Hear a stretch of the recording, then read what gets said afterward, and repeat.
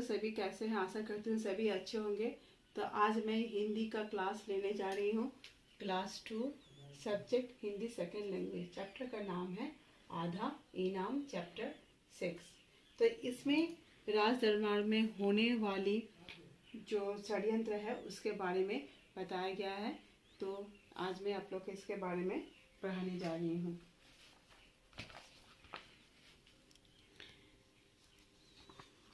Chapter number आपका 6, आधा इनाम, चैप्टर 40, पेज नंबर 40। एक शहर में एक धनी व्यक्ति रहता था।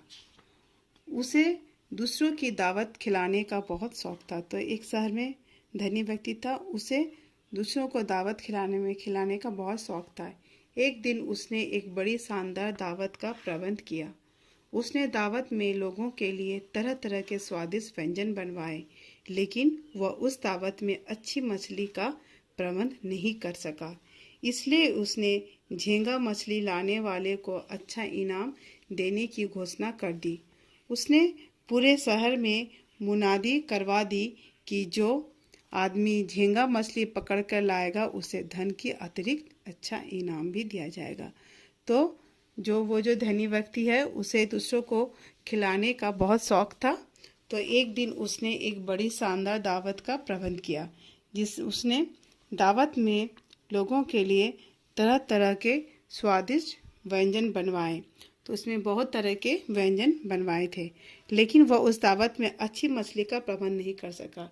लेकिन किसी कारणवश वो उस दावत में अच्छी मछली का प्रबंध नहीं कर सका था।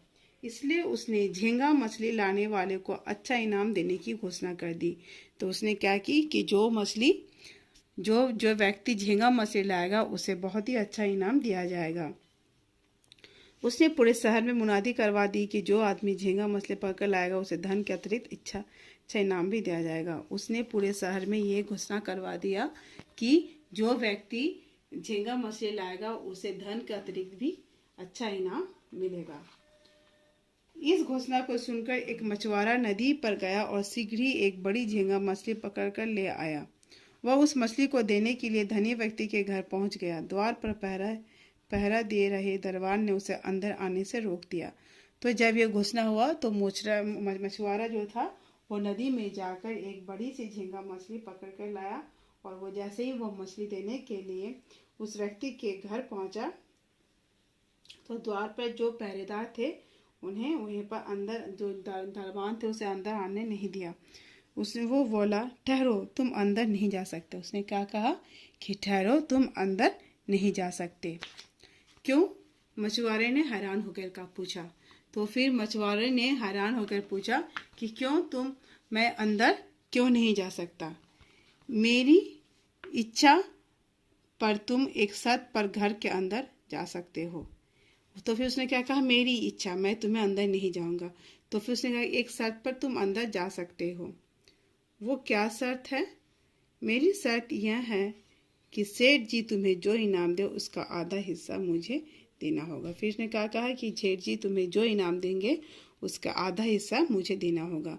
मुझे स्वीकार है। इतना कहकर मछुआरा मछली को लेकर धनी व्यक्ति के घर के अंदर चला गया। फिर इतना कहकर वो क्या गया, वो मछली लेकर वो धनी व्यक्ति के घर चला गया। झींगा मछली को देखकर सेठ बहुत खुश हुआ। उसने अपने मुनीम को बुलवाया और मछुआरों को काफ़ी धन और इनाम देने की आज्ञा दी। फिर जब उस धनी व्यक्ति ने वो मछुआरों के हाथों में वो झींगा मछली दिखा दिया तो वो काफ़ी खुश हुआ और वो अपने मुनीम से को बुलाकर कहा कि इस व्यक्ति को काफ़ी धन और इनाम दिया जाए। मछुआरे ने इनाम में धन लेने से मना कर दिया और कहा, सेठ जी, मुझे इनाम में धन नहीं, 100 कौड़े चाहिए जो मेरी पीठ पर लगवाए जाए। तो फिर उसने कहा कि मुझे इनाम में धन नहीं बल्कि 100 कौड़े चाहिए जो कि मेरे पीठ में लगवाए जाए। मछुआरे की बात सुनकर सेठ को बहुत आश्चर्य हुआ। तो जब उसने मछुआरे की ये बात सुनी तो बहुत ही आश्चर्य हुआ। वो सोचने लगा कि यह मछुआरा अवश्य ही पागल मालूम पड़ता है जो इनाम में धन न लेके 100 कौड़े मांग रहा है। तो उसने कहा कि ये मछुआरा लगता है पागल है, जो वह इनाम में धन के बजाय वो कौड़े मांग रहा है। कुछ देर सोचने के बाद सेठ जी ने अपने एक नौकर को मछुआरे के पीठ पर 100 कौड़े मारने का हुक्म दे दिया। फिर वो कुछ देर सोचने के बाद उसे अपने एक के नौकर को उसे 100 कौड़े मारने का इनाम दे दिया है। तो आज मैं आप लोग को यहीं तक बताती हूँ, इसके बाकी का हिस्सा मैं आपको नेक्स्ट क्लास में बताऊंगी। तो ये जो है मैं जीवन मूल्य में आप लोग क्या देखते हैं, भ्रष्टाचार का विरोध। तो अगर आपके चारों ओर कोई भी भ्रष्टाचार देखते हैं तो आपको इसका विरोध करना चाहिए, ठीक है। तो आज मैं आप लोग को कुछ इसका अर्थ बताने जा रही हूँ। शब्दार्थ।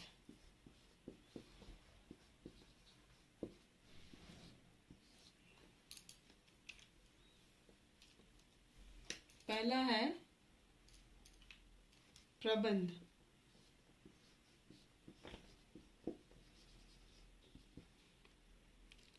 इंतजाम,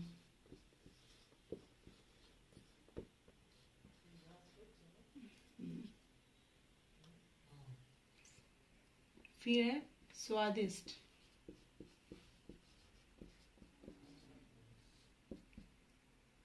जायकेदार,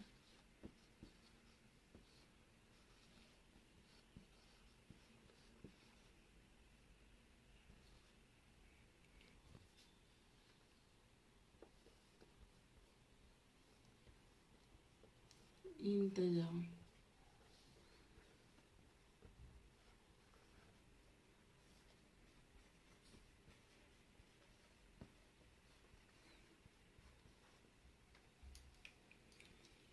व्यंजन,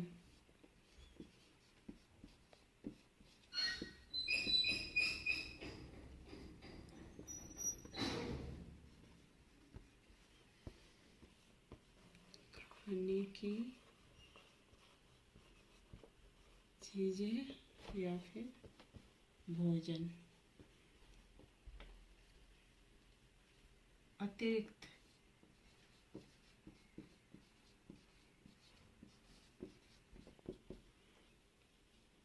अलावा,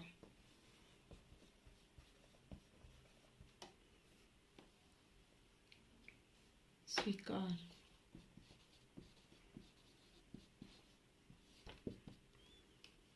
मंजूर,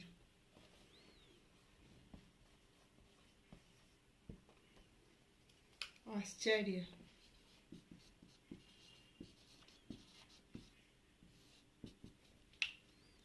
हैरानी।